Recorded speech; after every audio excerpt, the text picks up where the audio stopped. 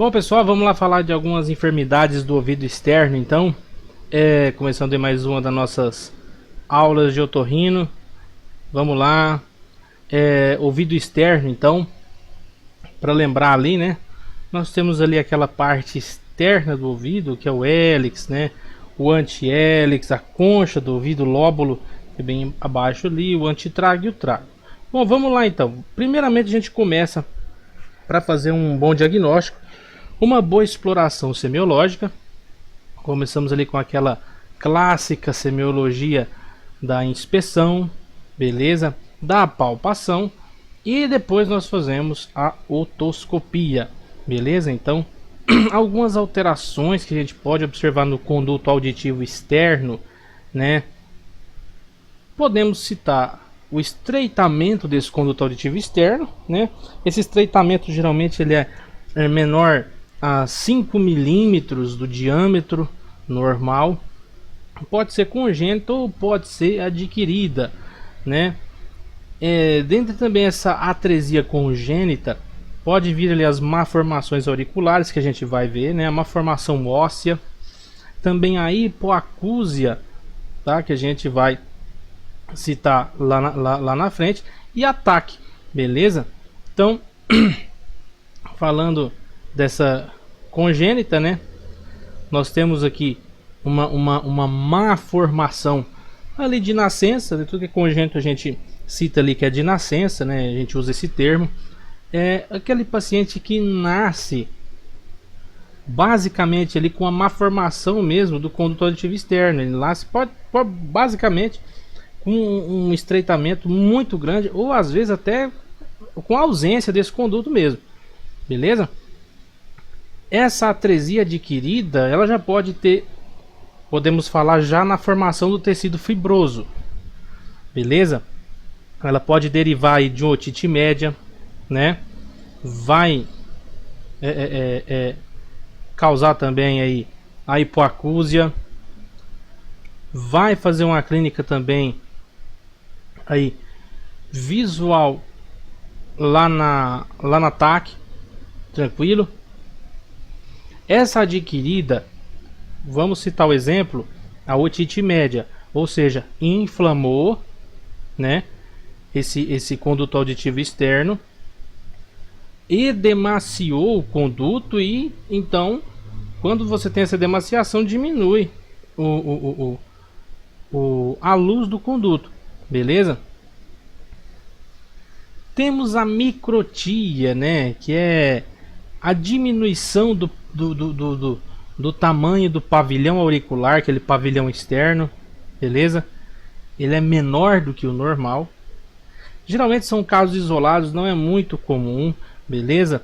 Tende a acompanhar aí também estenose do conduto auditivo externo, tá?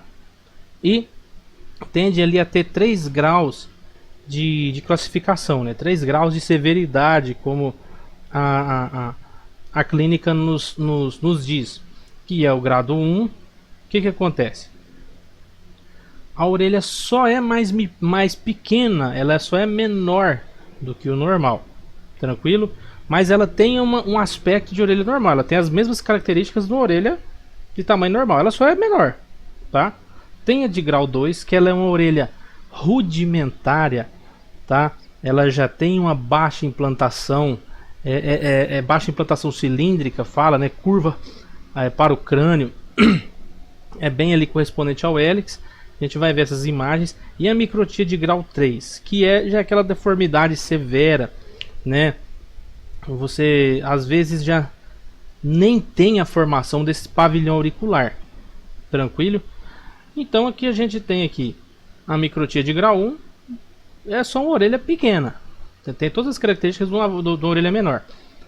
A orelha, essa microtia de grau 2, a gente observa uma formação.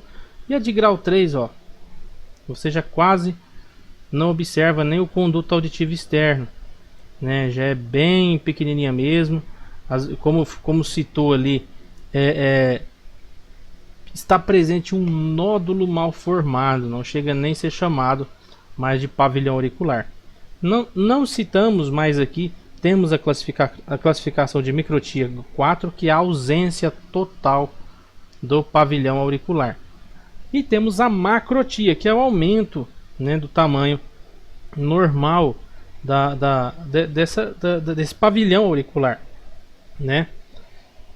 Bom, temos aí também outra enfermidade, que é a fístula. A fístula é um defeito no fechamento, né, daquela fenda braquial.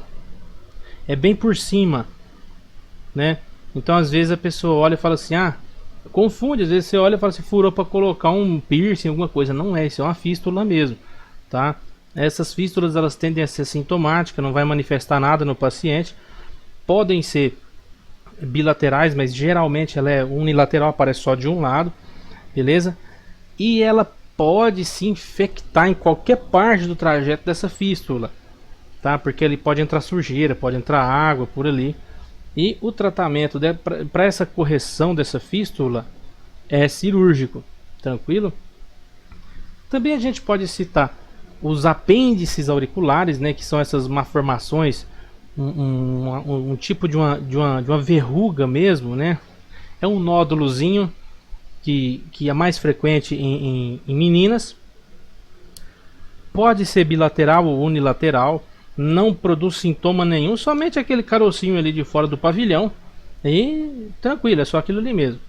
E faz o tratamento cirúrgico, retira esse apêndice, esse pólipozinho aí, e tá tudo tranquilo, né?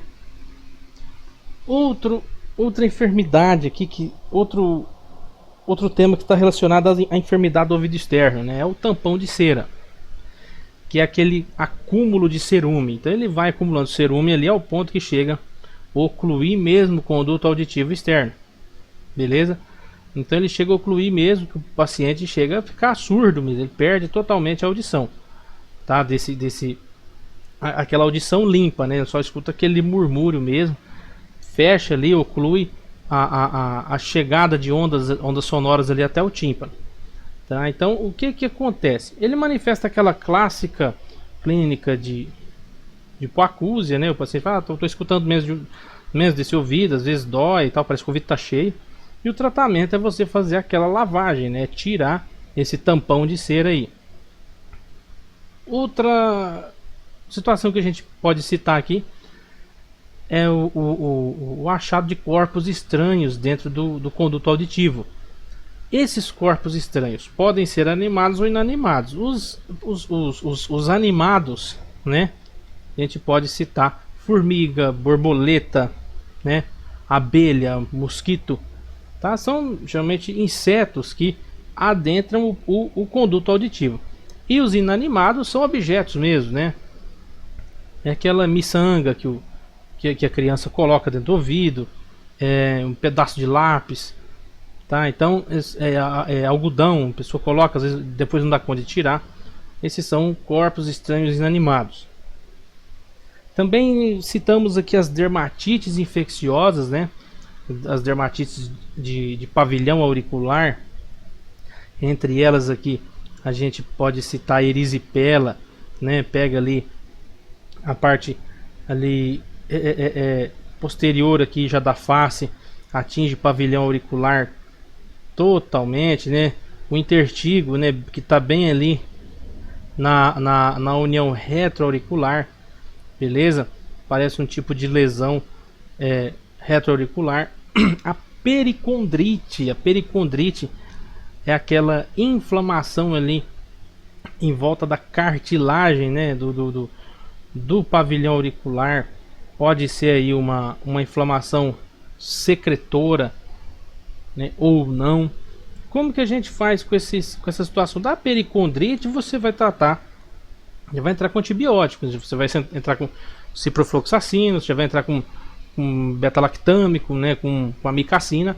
Você já vai ter que fazer esse tratamento mais agressivo, beleza? Por quê? Porque ali pode ser que você está tratando já pseudomonas, estafilococcus, streptococcus, tranquilo? Aquele paciente que vai chegar ali com vermelhidão no pavilhão auricular, vai vai estar inchado esse pavilhão, vai estar demasiado, vai ter todos os sinais de inflamação ali, né? Vai ter dor, calor, rubor, tumor, pode ter abscesso presente, pode ter aquela secreção, tranquilo. Então você observa essa pericondrite, né? É a inflamação, né? Em volta da cartilagem do pavilhão auricular mesmo. Nós temos aqui algumas imagens aqui do colapso, né, da cartilagem do pavilhão, que pode ser uma sequela aí da pericondrite,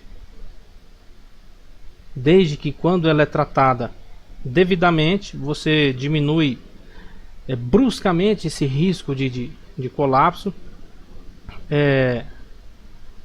O que acontece? Pode alterar a forma desse pavilhão ao ponto de chegar a colapsar nos dias de hoje, quando você tem esses casos de pericondrite recorrente, onde há uma má aderência, uma má adesão ao tratamento, o paciente não cuida direito, então fica voltando essa inflamação aí sempre. Então você tem já começa a ter esse colapso do pavilhão auricular. Beleza, pessoal? Então na próxima a gente fala mais dessas enfermidades do ouvido e já começa a entrar mais em outras patologias e seus determinados tratamentos.